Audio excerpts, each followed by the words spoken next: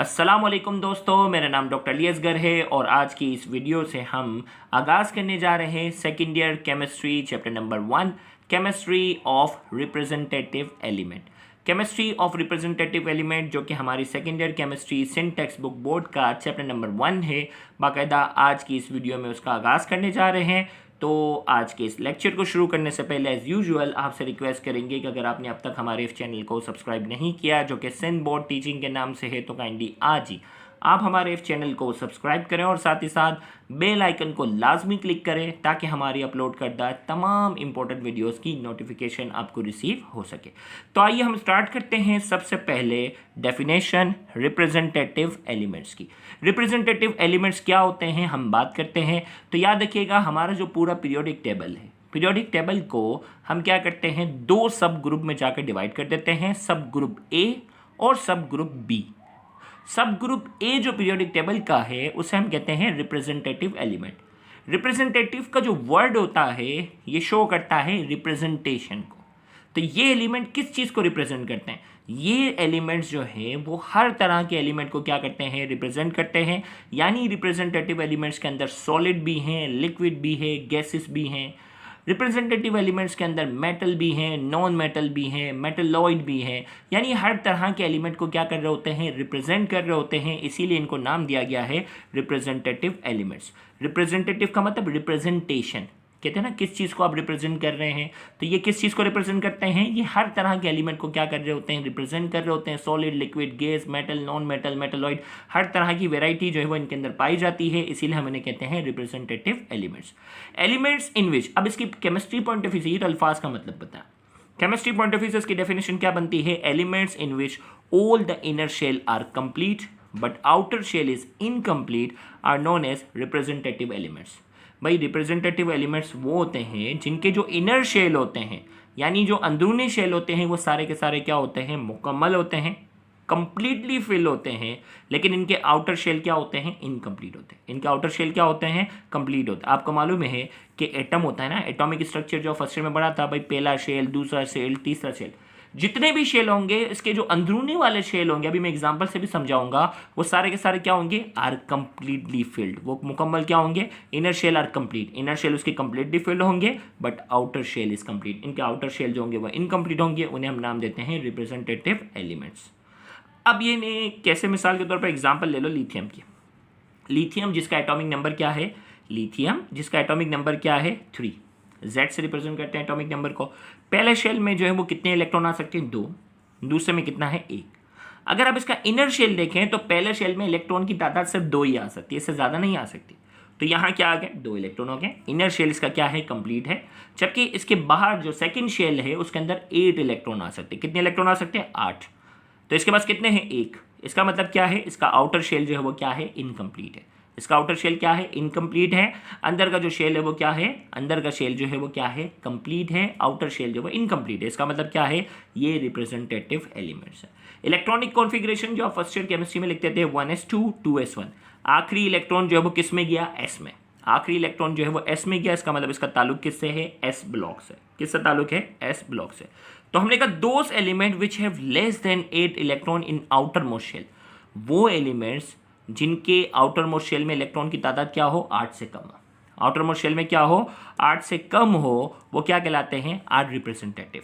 वो एलिमेंट जिनके outer most shell में इलेक्ट्रॉन की तादाद क्या हो, 8 से कम हो, वो क्या कहलाते हैं, representative. Like S and P block element, इसके अंदर रिप्रेजेंटेटिव में क्या आते हैं, S and P block elements आते हैं। अब ये एस ब्लॉक कैसे निकाला जाता है, पी ब्लॉक कैसे निकाला जाता है, इसका जो नेक्स्ट लेक्चर होगा उसमें पूरी डिटेल बताऊंगा कि पीरियड, ब्लॉक, ग्रुप कैसे निकाले जाते हैं। वो पूरा एक आधे घंटे का लेक्चर होगा, वो आपने तसल्ली से सुनना है। तो उसमें पूरी डिटेल आपको बताई जाएगी कि पीरियड, ब्लॉक, ग्रुप किस तरह निकाले जाते हैं। आपको एटॉमिक नंबर दे दिया जाएगा और एटॉमिक नंबर की बेस पर आपको मालूम करना होगा कि ये एस ब्लॉक है, पी ब्लॉक है, डी ब्लॉक है, एफ ब्लॉक है। ये सारे आपको वहाँ क्या करने होते हैं, मालूम करने होते हैं। तो हमने कहा कि S and P block elements में जितने भी हैं सबके सब रिप्रेजेंटेटिव हैं सिवाय इनर्ट गैसेस के। नोबल गैसेस के अलावा सारे के सारे एस एंड पी ब्लॉक वाले हैं वो क्या हैं, रिप्रेजेंटेटिव है। अब मैं एग्जांपल से समझाता हूँ। मिसाल के तौर पर अगर मैं बात करता हूँ लिथियम की, तो लिथियम जिसका एटॉमिक नंबर है क्या, 3। पहले शेल में 2 है, दूसरे में 1 है। तो इसका इनर शेल क्या है, कंप्लीटली फिल है। आउटर शेल इनकम्प्लीट है क्योंकि सेकंड शेल के अंदर इलेक्ट्रॉन की तादाद होती है 8, जबकि इसके पास क्या है 1 है।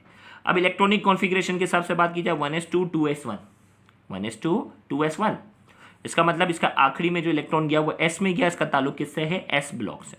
इसी तरीके से अगर दूसरी एग्जांपल लो बेरिलियम, जिसका एटॉमिक नंबर है 4, पहले शेल में 2 और दूसरे में कितने हैं 2, सेकंड शेल में कितने होने चाहिए इलेक्ट्रॉन 8, इसका मतलब ये भी इनकम्प्लीट है, तो ये भी क्या है, रिप्रेजेंटेटिव है।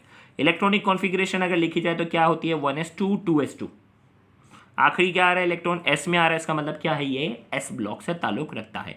अब ये इलेक्ट्रॉनिक कॉन्फ़िगरेशन कैसे लिखी जाती है, फर्स्ट ईयर केमिस्ट्री में आपने सीखी थी, और इसके नेक्स्ट लेक्चर में थोड़ा सा मैं आपको आइडिया भी दूंगा कि इलेक्ट्रॉनिक कॉन्फ़िगरेशन तक रिवाइज हो जाए ना, इलेक्ट्रॉनिक कॉन्फ़िगरेशन कैसे लिखी जाती है। तो ये सिर्फ समझाने के लिए दे रहा हूँ, सिर्फ इंट्रो हो जाए कि रिप्रेजेंटेटिव एलिमेंट क्या। बोरॉन के अगर एग्जाम्पल ले लो, एटॉमिक नंबर 5 है, पहले शेल में 2 हैं, दूसरे में कितने हैं 3 इलेक्ट्रॉन है, दूसरे में कितने होने चाहिए 8 इलेक्ट्रॉन होने चाहिए, 8 से कम है, इसका मतलब पहला शेल कंप्लीट है, दूसरा इनकम्प्लीट है, तो ये भी रिप्रेजेंटेटिव है।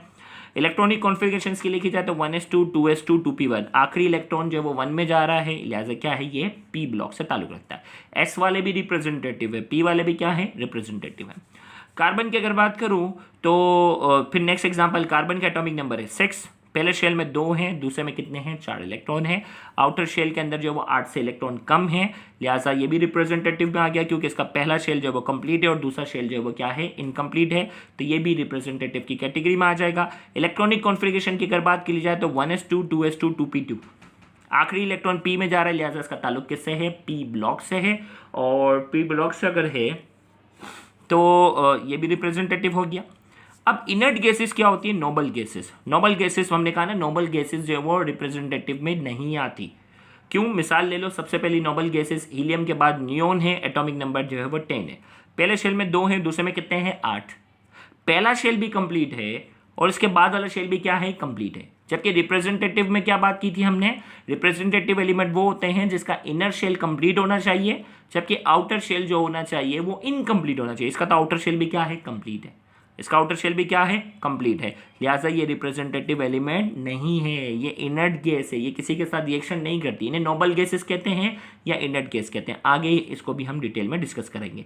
एटॉमिक नंबर क्या है, Z=10 है। Electronic configuration 1s2 2s2 2p6, p block से ताल्लुक रखती है, लेकिन ये रिप्रेजेंटेटिव एलिमेंट से, p ब्लॉक से इसका ताल्लुक है लेकिन रिप्रेजेंटेटिव एलिमेंट से ताल्लुक नहीं है, क्योंकि हमने कहा कि रिप्रेजेंटेटिव एलिमेंट्स की हमारे पास डेफिनेशन थी, elements in which all inner shell are complete, वो एलिमेंट्स जिनके इनर शेल कंप्लीट होने चाहिए but outer shell is incomplete, इनका जो आउटर मोस्ट शेल होना चाहिए वो इनकम्प्लीट होना चाहिए, उन्हें रिप्रेजेंटेटिव एलिमेंट कहते हैं।